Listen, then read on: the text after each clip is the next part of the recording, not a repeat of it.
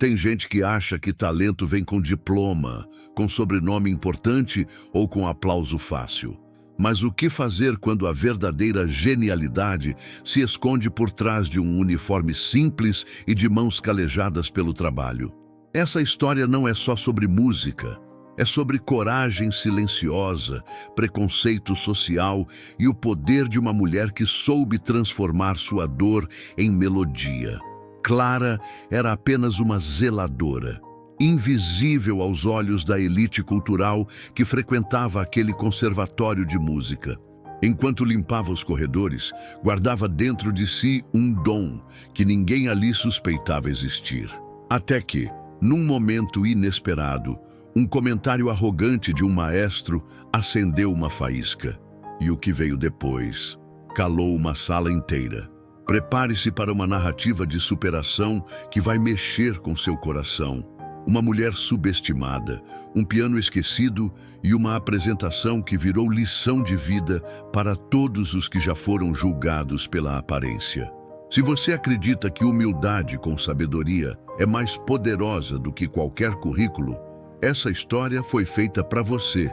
E no final, talvez você descubra que as notas mais bonitas não estão nas partituras, mas sim na alma de quem resistiu em silêncio. Respire fundo e ouça até a última tecla dessa história comovente, porque hoje o palco é dela. Clara chegava sempre antes de todo mundo. Enquanto a cidade ainda espreguiçava, ela já estava ali, limpando corredores com cheiro de partitura antiga. Tinha o passo leve, os olhos atentos e aquele jeito de quem aprendeu a ouvir o mundo em silêncio. Entre um pano e outro, deixava escapar um sorriso discreto ao passar pelas salas de ensaio. Não era raro encontrá-la parada à porta por alguns segundos, ouvindo as notas que saíam dos pianos caros ou das vozes em aquecimento vocal. Ninguém se importava com ela ali, era só a zeladora. Mas o que ninguém via era que Clara não ouvia apenas com os ouvidos. Ela sentia cada nota, conhecia as peças, os compositores, os compassos, sabia onde a emoção morava em cada melodia. Tinha mãos firmes para o trabalho, mas dedos suaves como quem guarda um segredo antigo. Nas horas vagas, quando o prédio se esvaziava, Clara passava os dedos pelas teclas do velho piano esquecido no porão. Tocava baixinho, com medo de ser ouvida, como quem conversa com um velho amigo que entende sem precisar responder. Nunca contou para ninguém, mas a música era o que a mantinha de pé. Não era só passatempo, era abrigo, era memória, era amor antigo. E mesmo que a vida a tivesse empurrado para longe do palco, o palco nunca saiu dela. Clara não sabia quando, nem como, mas no fundo, ela sempre acreditou que a música ainda teria algo a dizer por ela. O Conservatório São Gabriel era quase um templo, daqueles onde se respirava a arte e se falava difícil. Os corredores eram revestidos de madeira polida, os vitrais filtravam a luz como em igrejas antigas, e as paredes eram decoradas com retratos sépia de maestros que pareciam nunca sorrir. Ali dentro, cada detalhe exalava tradição. Alunos bem vestidos passavam apressados com partituras embaixo do braço, falando de sinfonias e festivais internacionais. Muitos carregavam sobrenomes influentes e viviam num mundo onde talento era esperado e o resto ignorado. Entre as salas de prática e os cafés caros existia um ar de exclusividade quase sufocante. Os professores, exigentes, os maestros, rigorosos. A palavra de um veterano ali valia mais que qualquer aplauso do público. Era um ambiente onde errar em público podia custar um semestre e onde improvisar era visto como desrespeito. A música era levada a sério, talvez até demais. E por isso, qualquer um que estivesse fora daquele molde era invisível. Clara, com sua vassoura e seus fones de ouvido antigos, passava por ali todos os dias como uma sombra que ninguém via, mas ouvia tudo, cada desafinada, cada desabafo nos bastidores, cada arrogância disfarçada de exigência. Era naquele contraste entre a elite cultural e a mulher que sabia sentir música sem ostentação, que a história começava a se desenhar, nota por nota. Era uma manhã como tantas outras. Clara havia terminado de limpar o salão principal e, antes de sair, se aproximou discretamente do piano de cauda no centro da sala. Olhou para os lados. Ninguém parecia por perto. Sentou-se com delicadeza, respirou fundo e deixou os dedos correrem por algumas teclas. As notas saíram suaves, quase como um sussurro, mas nem tudo estava vazio. O maestro Álvaro Figueiredo, conhecido por seu gênio difícil e vaidade afiada, assistia da porta entreaberta.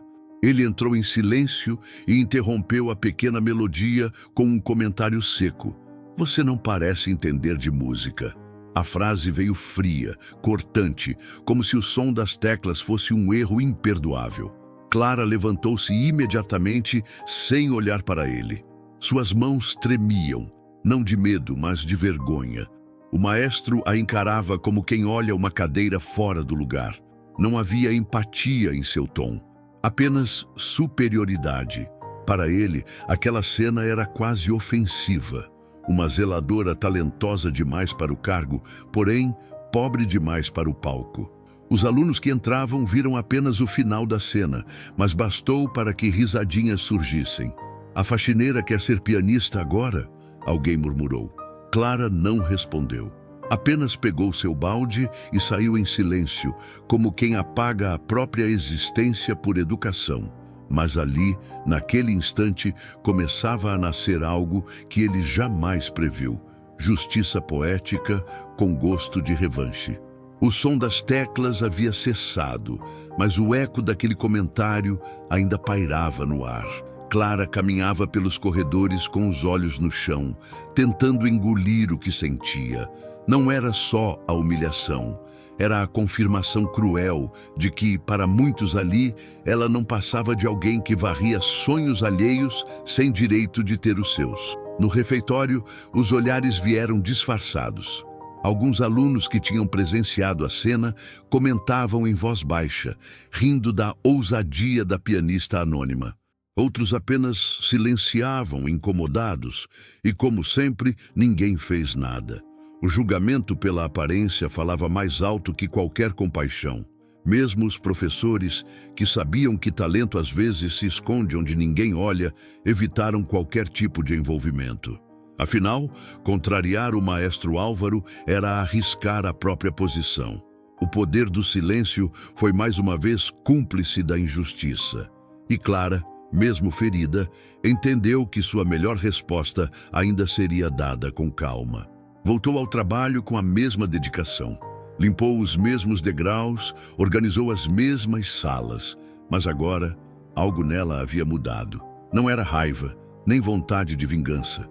Era um tipo de força serena, quase invisível. Uma coragem que não precisava de palco nem plateia. Coragem silenciosa, feita de dor, mas também de dignidade. Antes de ser zeladora, Clara foi aluna de outro conservatório, bem mais modesto, numa cidade pequena do interior. Tinha 13 anos quando tocou piano pela primeira vez em uma igreja depois de um ensaio do coral. O professor, surpreso, chamou os pais dela e disse: "Essa menina tem ouvido absoluto." Mas naquela época, talento não pagava conta. O pai havia abandonado a família e a mãe ficou doente cedo. Clara largou as aulas para trabalhar em uma padaria, depois em uma lavanderia, depois como auxiliar de serviços gerais. Ainda assim, nunca se afastou da música. Levava partituras rabiscadas em cadernos escolares, ouvia gravações antigas no radinho e praticava onde desse, até em teclados de brinquedo. Aos poucos, ela aprendeu a tocar de ouvido, a sentir cada melodia com a alma. Não tinha diploma, nem conservatório, mas carregava um repertório emocional que muitos músicos técnicos jamais conheceriam. Era como se o piano fosse sua confissão, sua oração, sua memória viva de quem ela sonhou ser. A cada dia no conservatório, Clara se lembrava de tudo o que havia renunciado. Mas em vez de se lamentar, ela transformava a saudade em afeto pelas notas. Guardava dentro de si a verdade que poucos enxergavam. Às vezes, o talento escondido mora justamente em quem precisou sobreviver antes de brilhar, e essa verdade não se ensina com partitura. Tomás era um daqueles alunos que andava com o violoncelo nas costas e os olhos atentos ao mundo. Bolsista, vinha de família simples e sabia muito bem o que era não se sentir parte do ambiente. Talvez por isso tenha percebido em Clara algo que os outros não viam. O silêncio dela não era vazio, era cheio de histórias não contadas. Durante os intervalos, enquanto os colegas falavam de viagens à Europa e de masterclasses em Viena, Tomás preferia ficar no jardim nos fundos, perto do depósito de materiais. Foi ali que, pela primeira vez, viu Clara cantarolando uma melodia de Chopin enquanto varria o chão. Não desafinava uma nota. Ele parou e perguntou com curiosidade: "A senhora conhece essa peça?" Ela sorriu de lado. "Conheço sim, desde menina." Aquela resposta não saiu da cabeça dele. Começou a reparar mais no jeito como ela arrumava as cadeiras da sala de ensaio, sempre posicionadas como se soubesse a formação da orquestra. No modo como observava os músicos, como se pudesse reger com o olhar. Clara não fingia entender de música. Ela sentia a música como poucos. Com o tempo, Tomás passou a puxar conversa sempre que podia. Queria ouvir mais. E quanto mais ouvia, mais se impressionava. Clara não tinha a arrogância do saber técnico, mas tinha a humildade com sabedoria, daquelas que vêm de quem aprendeu pela vida, não por status. E ali, naquele vínculo inesperado, nasceu o fio que mudaria o destino dos dois. Era uma noite chuvosa e a escola já estava vazia. Tomás tinha ficado mais tarde praticando e viu Clara apagando as luzes do salão principal. Sentiu que aquela era a hora certa. Se aproximou com cuidado e disse com um sorriso quase cúmplice: "O piano está afinado, só falta alguém que saiba sentir." Clara riu, desconfiada. Ele insistiu: "Senta lá, só eu e você." Ela hesitou. Fazia anos que não tocava num piano de cauda, daqueles com som cheio que arrepia.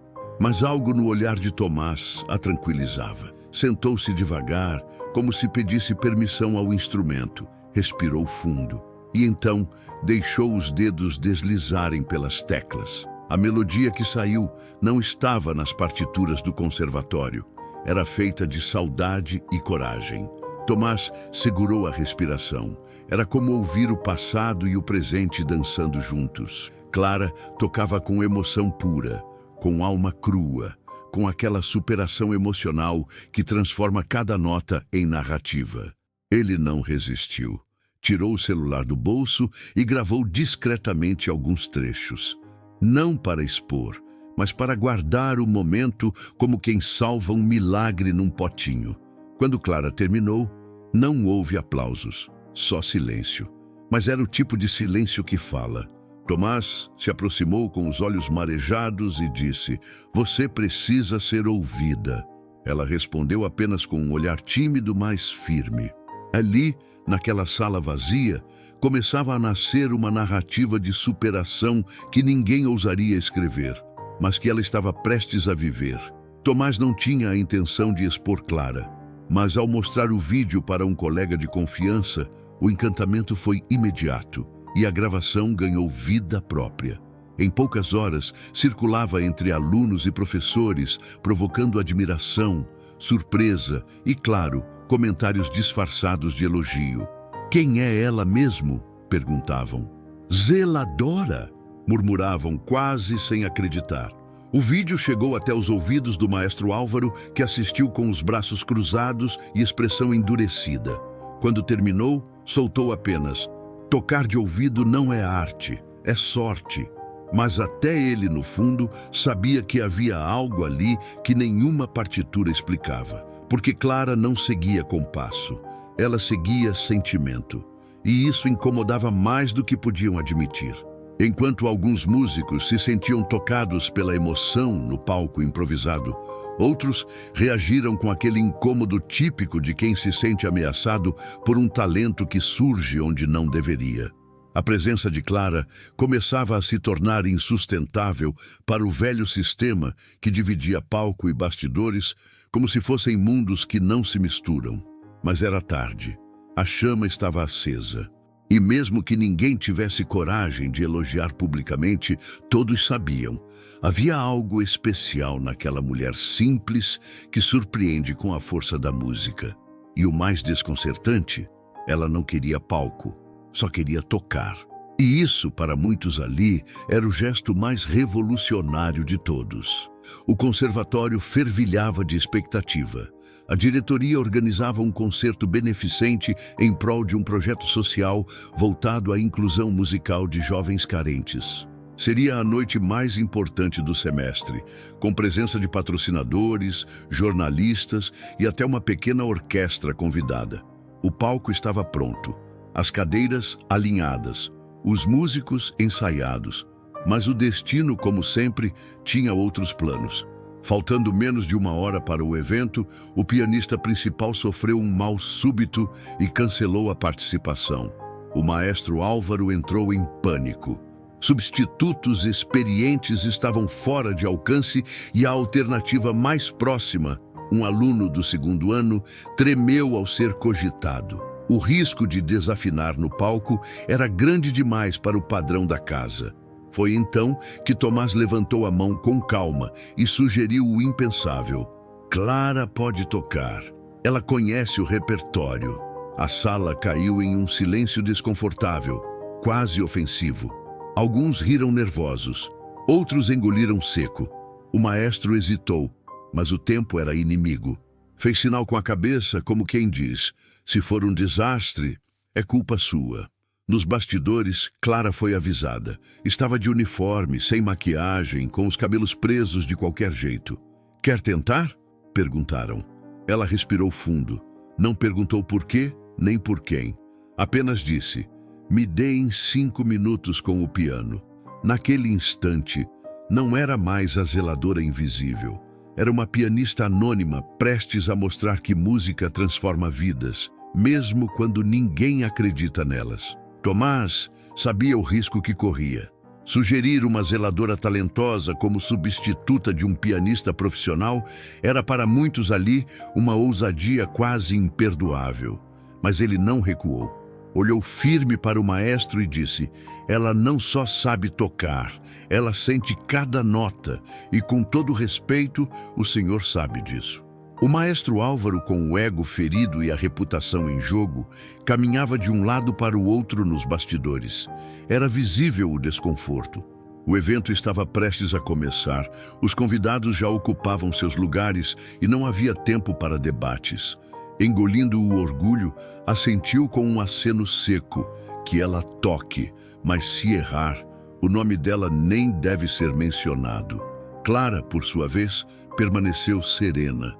Não pediu aplausos nem garantias, só fez um pedido: podem deixar a luz do palco baixa. Queria que a atenção fosse à música, não a ela. Vestia ainda o uniforme cinza de trabalho, mas a postura era de palco. Ereta, decidida, humilde. Ali estava uma mulher comum, pronta para oferecer algo extraordinário. Enquanto subia ao palco, o murmúrio da plateia foi inevitável. Alunos cochichavam, patrocinadores franziram a testa. Mas quando Clara se sentou ao piano e pousou os dedos sobre as teclas, tudo parou. Era como se o tempo desse um passo atrás para ouvi-la. E naquela pausa entre o suspiro e a primeira nota, nascia o início de uma reviravolta emocionante. As primeiras notas surgiram tímidas, quase como se pedissem permissão para existir naquele ambiente de julgamento. Mas bastaram poucos compassos para que a plateia entendesse. Aquilo não era uma apresentação, era uma confissão em forma de música. Clara não tocava apenas com as mãos. Ela tocava com memórias, com saudade, com tudo o que já havia engolido em silêncio. O salão foi tomado por uma emoção densa, daquelas que não se explicam com palavras. Pessoas se entreolhavam em choque, outros fechavam os olhos para absorver cada nuance da melodia. Havia técnica, sim, mas o que prendia todos ali era algo maior: o poder do silêncio transformado em arte viva. Até o maestro Álvaro, antes irredutível, teve que soltar os ombros e baixar os olhos. Aquela execução magistral, feita por uma mulher invisível aos olhos do sistema, varria qualquer traço de dúvida.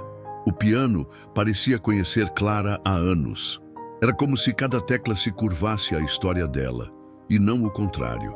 Quando a última nota se dissolveu no ar, ninguém aplaudiu imediatamente. Houve um segundo de reverência muda, como em cerimônias sagradas. E então, aplausos. Não tímidos, não de obrigação, mas de pé, com lágrimas, com alma. A elite cultural, que tantas vezes a ignorou nos corredores, agora se rendia.